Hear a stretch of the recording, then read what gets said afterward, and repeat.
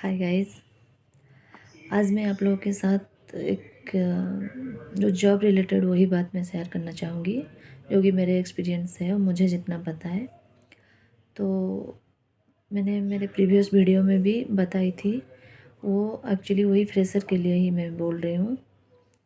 जो लोग फ्रेशर में ट्राई कर रहे हैं, वो पास आउट हो गए हैं या फिर पास आउट होने वाले हैं। तो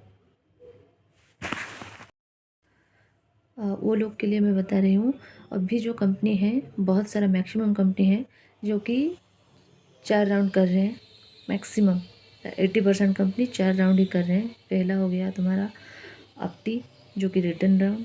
दूसरा हो गया जीडी और एसेंट राउंड। एंड तीसरा टेक्निकल। फोर्थ में एचआर। 4 राउंड कंपलसरी है। और कुछ कंपनी वो 5-6 राउंड भी कर रहे हैं। वो दोनों टेक्निकल रख रहे हैं और फिर एसेंट राउंड एक होता है, जीटी राउंड एक होता है। तो फ्रेशर के लिए हर एक राउंड एलिमिनेशन राउंड ही है। मतलब हर एक राउंड में उन लोगों को प्रिपेयर होना है। हर एक राउंड में भी वो लोग का रिजेक्शन हो सकता है, जो कि एक्सपीरियंस में नहीं होता है। एक्सपीरियंस में सिर्फ टेक्निकल ही मतलब इम्पोर्टेंट है, और एचआर राउंड में नहीं करते हैं, कोई एचआर राउंड नहीं होता है। तो फ्रेशर के लिए एचआर राउंड भी एक कम्युनिकेशन टेस्ट करने के लिए, पर्सनली जानने के लिए, और बिहेवियर, एटीट्यूड, ये सब के लिए वो लोग करते हैं। और वो भी एक एलिमिनेशन राउंड होता है। तो पहले जो बच्चे मतलब उनका एप्टी स्ट्रांग है, वो पहला राउंड क्लियर कर लेते हैं। उसके बाद आइए कम्युनिकेशन पे। कम्युनिकेशन मस्ट मैंडेटरी, मैंने प्रीवियस वीडियो में भी बता चुकी हूँ वो बारे में। आपको कम्युनिकेशन पे ध्यान देना ही है एंड उसके ऊपर काम करना है, अगर आपका अच्छा नहीं है तो वो राउंड क्लियर करने के बाद आता है टेक्निकल पे। टेक्निकल पे आपको मस्ट एक लैंग्वेज पूछ रहे हैं, जो कि आप लोगों का हो गया प्रेशर के लिए C++, जावा, ऐसे लैंग्वेज पूछ रहे हैं। कोई भी एक लैंग्वेज आप जिस पे थियोरेटिकल स्ट्रांग हो, लैंग्वेज पूछेंगे। फ्रंट एंड पे HTML CSS ये भी पूछ रहे हैं। एंड डेटाबेस भी पूछ रहे हैं, जो कि आपका SQL हो गया, PL SQL हो गया। वो सर्वर के ऊपर आपको यूनिक्स या डेवऑप्स में भी किसी किसी का नॉलेज है तो थियोरेटिकल ज़्यादा, मतलब रियल टाइम तो नहीं पूछते हैं फ्रेशर को, थियोरेटिकल ही पूछेंगे। और फिर अ, तो जो बच्चे वो लोग चाहते हैं कि सॉफ्टवेयर में आने के लिए, पर कोडिंग अच्छा नहीं है, कोडिंग में वो लोग अच्छे नहीं हैं, जो लोग कोडिंग पसंद नहीं है या कोडिंग नहीं होता है, तो वो सब टेस्टिंग में जा सकते हैं, जो कि हो गया सपोर्ट में जा सकते हैं। इतना कोडिंग नहीं पूछते हैं वहाँ। जो कि टेस्टिंग में तुम्हारा हो गया मैनुअल टेस्टिंग तो पूछते हैं फ्रेशर को। अभी ऑटोमेशन भी थोड़ा थोड़ा पूछ रहे हैं। जो लोग ऑटोमेशन के साथ ये सेलेनियम कर रहे हैं, वो सब के लिए भी बहुत अच्छा चांसेस है। पर आई थिंक टेस्टिंग में थोड़ा पैकेज है, पर पहले वाला जो पैकेज है वो थोड़ा कम रहता है। जो कि तुम्हारा एप्लीकेशन डेवलपमेंट प्रोफाइल में जो लोग काम करते हैं, वो लोग का पैकेज थोड़ा ज़्यादा रहता है। तो फ्रेशर के हिसाब से तो आप लोगों को पैकेज पे ध्यान नहीं देना चाहिए, आप लोग को पहले जॉब ही लगाना चाहिए। तो उसके बाद आप स्विच कर सकते हो आराम से, वो आपका कवर अप हो जाएगा। अब पैकेज की बात नहीं है। अब तो मतलब कोडिंग में जो लोग स्ट्रांग है, वो इंटरव्यू के टाइम कोडिंग बता सकते हैं, मैं इसमें स्ट्रांग हूँ। या वो लोग नॉर्मल कॉन्सेप्ट ही पूछते हैं कोडिंग का, ऐसे नहीं कि 2-4 पेज प्रोग्राम लिखने देते हैं, नहीं, कोडिंग ही पूछते हैं। एंड अब एकेडमिक प्रोजेक्ट जो होता है, वो बेसिकली आप लोगों को उसमें स्ट्रांग होना है। जो आप किए हो प्रोजेक्ट में, वो अच्छे से बताना है, उसी में ही आप लोगों को टाइम खींचना है, राइट। जो लोग का कम्युनिकेशन अच्छा नहीं है, मैं वो लोग के एक अच्छे पॉइंट बता रही हूँ। वो इंट्रो देने के बाद टेक्निकली जो पूछे हैं वो तो बता सकते हैं, ज़्यादा कम्युनिकेशन नहीं चाहिए उसमें।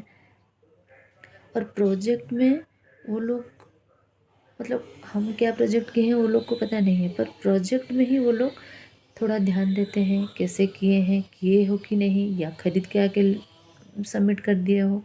तो उसी हिसाब से वो लोग पूछते हैं। तो प्रोजेक्ट में आपका फ्रंट एंड कुछ रहेगा, डेटाबेस का कुछ रहेगा जो कि बैक एंड में चाहिए।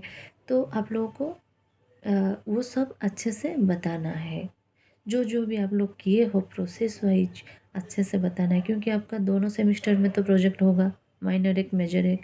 तो आप लोगों को एक ही प्रोजेक्ट, आई थिंक एक ही प्रोजेक्ट करने से भी वो हो जाता है, जो कि हाफ हाफ माइनर में किए होंगे एंड दूसरे हाफ मेजर में किए होंगे, मतलब कंप्लीट किए होंगे।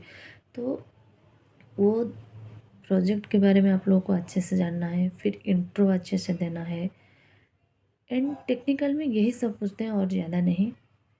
आप जिस मतलब आपका रिज्यूमे में जो भी मेंशन किए होते हैं उसी हिसाब से भी वो लोग पूछते हैं एंड आपको ये भी मौका देते हैं, पूछते हैं कि कौन से सब्जेक्ट में आप लोग एक्सपर्ट हो। तो उसी टाइम में ही आपको फ़ायदा उठाना है, आपको बोलना है आप किसी में स्ट्रांग हो, आप किस में एक्सपर्ट हो, राइट। एंड उसके बाद जो है HR round, right. HR round में क्या है, वो लोग आपको सिर्फ आपका बिहेवियर, आपका एक्सप्रेशन, आपका वे ऑफ टॉकिंग, आपका अंडरस्टैंडिंग स्किल, वो सब चेक करते हैं। तो वो डायरेक्टली मतलब हंस के ऐसे करके आपको क्वेश्चन पूछते हैं। आप लोग ये मत समझिएगा ये वो हंस रहे हैं कि हम लोग को अच्छा लग रहा है, नहीं। वो उनका काम है, HR लोग का वो उनका काम है।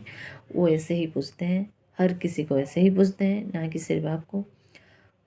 उसमें क्या क्वेश्चन आता है आपका, जैसे कि हो गया इंट्रो, तो ऐसे ही पूछते हैं, थोड़ा सा बताना पड़ेगा उस बारे में। नेक्स्ट आपका आता है जो कि गोल, राइट, जो कि short term goal, long term goal, strength, hobbies and one topic भी वो लोग देते हैं कभी कभी, उसके बारे में बोलना है। टॉपिक मतलब आपका मेमोरेबल डे, या आपका डेली रूटीन, या फिर आपका हो गया कुछ कॉलेज का डे। ये सब के बारे में पूछते हैं, सिर्फ कम्युनिकेशन चेक करने के लिए और आपका स्मार्टनेस चेक करने के लिए। आप किसी को समझा सकते हैं कि नहीं, किसी के साथ कम्युनिकेशन कर सकते हैं नहीं, क्योंकि वो लोग आपको जॉब दे देंगे, उसके बाद आप लोग ऑर्गेनाइजेशन में मतलब किसी के साथ बात नहीं कर पाओगे, हाँ, किसी को समझा नहीं पाओगे। what you are thinking, you are not able to express to others. So how they can sure that you will survive in their company? That's why they will ask like that question. सो आप लोगों को ऐसे ही prepare होना है HR के लिए। पहले तो आपटी आपको मतलब जो जो बुक्स है कुछ और आप लोगों का PPT क्लास होता होगा, उससे मतलब ट्रिक जानना है कि कैसे कम टाइम में ज़्यादा क्वेश्चन सॉल्व कर सकते हैं और करेक्टली। मैं ये नहीं बोल रही हूँ कि 100 में 100 क्वेश्चन सॉल्व करना है, नहीं। कब किसी किसी कंपनी में नेगेटिव मार्किंग होता है, तो उसी हिसाब से देख के आपको जो भी करना है राइट करना है, राइट। एंड और आपका तो थर्ड पार्टी बहुत सारा एग्ज़ाम हो गया है अभी, कोक क्यूब्स हो गया, आपका इलिटमस हो गया, MCAT हो गया, वो सब भी आप दे सकते हो। अब अगर आपका कॉलेज में कैंपस नहीं आता है तो वो भी आप दे सकते हो, जो भी होम टाउन में हो उसी हिसाब से ऐड करके फिलअप करके दे सकते हो।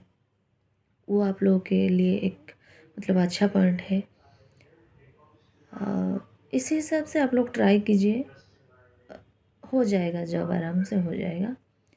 पर कम्युनिकेशन भी चाहिए, आप उस पर भी ध्यान दीजिए थोड़ा।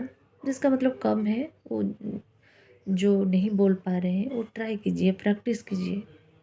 कॉलेज के टाइम से ही प्रैक्टिस कीजिए तो आपको 1 साल के बाद आपका हो जाएगा। मैं फ्लुएंसी नहीं बोल रही हूँ, फ्लुएंसी तो टाइम लगेगा, मतलब समझाने के लिए, बोलने के लिए, जो कि आपका फ्रंट में जो है वो समझ सकता एटलीस्ट आप लोग क्या बोल रहे हो, राइट।